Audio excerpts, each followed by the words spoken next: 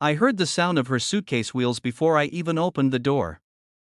The morning sun was just rising over the quiet street, casting a soft, pale light across the front yards. My phone had buzzed once, then gone silent. And when I walked to my door, barefoot, still half asleep, there she was. Mira. My neighbor. Her eyes were swollen, her hair was pulled back like she had done it in a rush, and she looked like someone who had run for miles without stopping. And all I could think was how a single joke, one careless line said in passing, had led to this moment. The day before, I had laughed and told her, "You should leave him." And now she was standing at my doorstep, trembling, holding her entire life in two bags. If you believe in kindness and second chances, make sure to like, comment, share, and subscribe to the channel Heart of a Father right now. Your support truly helps these stories find the hearts that need them. That morning felt unreal. The world outside was calm, daylight fresh and gentle, while inside her chest there was a storm she could no longer hide. I had known Mira for 2 years. We lived in neighboring apartments that looked out over a line of open fields where sunlight always hit in a warm stretch across the grass. She had always smiled politely, always waved, always looked like she was holding herself together carefully, like one wrong push might make everything collapse. Her partner, Rehan, was the kind of man people described as hardworking, serious, respectable. But I lived close enough to notice how Myra's laughter became rarer, how her brightness slowly dimmed over time. Not through visible harm, but the quiet kind. The kind lived in heavy silences. The kind where someone's joy is slowly peeled away layer by layer, until what remains is just someone surviving. The day before, we had stood outside near our shared walkway under a clear daytime sky.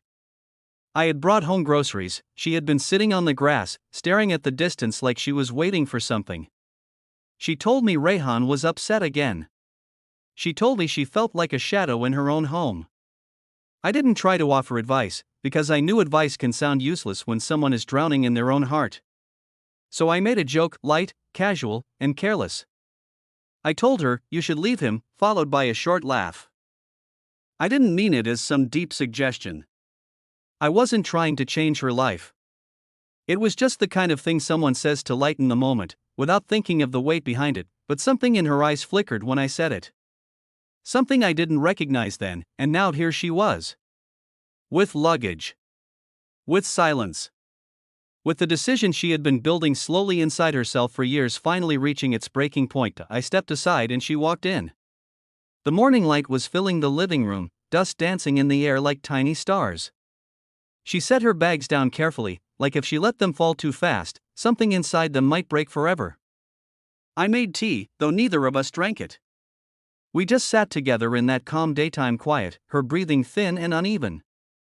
I didn't ask her what happened, because I could already feel the answer sitting heavy in the space between us. Mira had not left because of something sudden. She left because of years of shrinking herself down to make someone else comfortable. Years of apologizing for things that were never her fault. Years of telling herself she would be fine, if she could just be quieter, calmer, easier to love. There had been no yelling that morning, no slammed doors. Just her heart, whispering that if she didn't leave now, she might lose herself completely. So she walked out with 2 bags and a kind of quiet bravery no one had ever praised her for. I let her sleep in the spare room. The sunlight through the small window made the room look warm, safe. I brought a blanket, though the air was already comfortable. She lay down and within minutes, exhaustion claimed her. I sat in the living room, looking at her luggage, thinking about all the invisible stories people carry inside them. How sometimes a sentence spoken lightly can be the final push someone has been aching for. The day passed slowly. We stayed inside mostly, curtains open to let the brightness fill every corner. I made food, she ate little. And then, late afternoon, when the neighborhood was quiet except for distant birds, she finally began to speak. Not in dramatic confessions, not with tears, but softly, like she was telling a memory. She explained how Rehan never raised a hand, yet somehow she felt smaller every day. How she learned to measure her words, her steps, her breaths. How love, when twisted, can still feel like loyalty, even when it is slowly erasing you. I listened.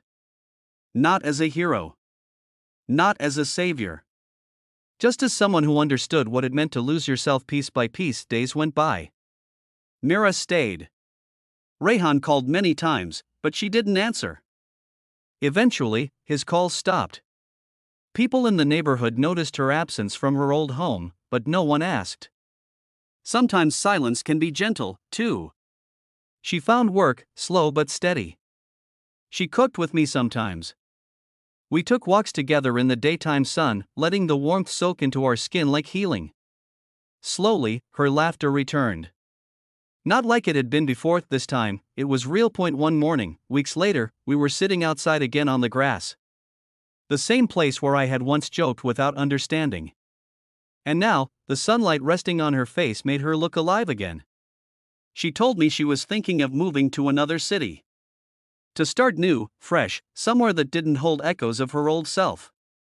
She said she was scared, but ready. And I believed her. She left on a bright day. The sky was open and wide. The air was warm and gentle. She hugged me before stepping into her taxi. No tears. Just quiet strength. Sometimes, the greatest transformations happen without noise. If this story touched your heart, please like, comment, share, and subscribe to Heart of a Father. Your support helps these stories reach someone who may need them today.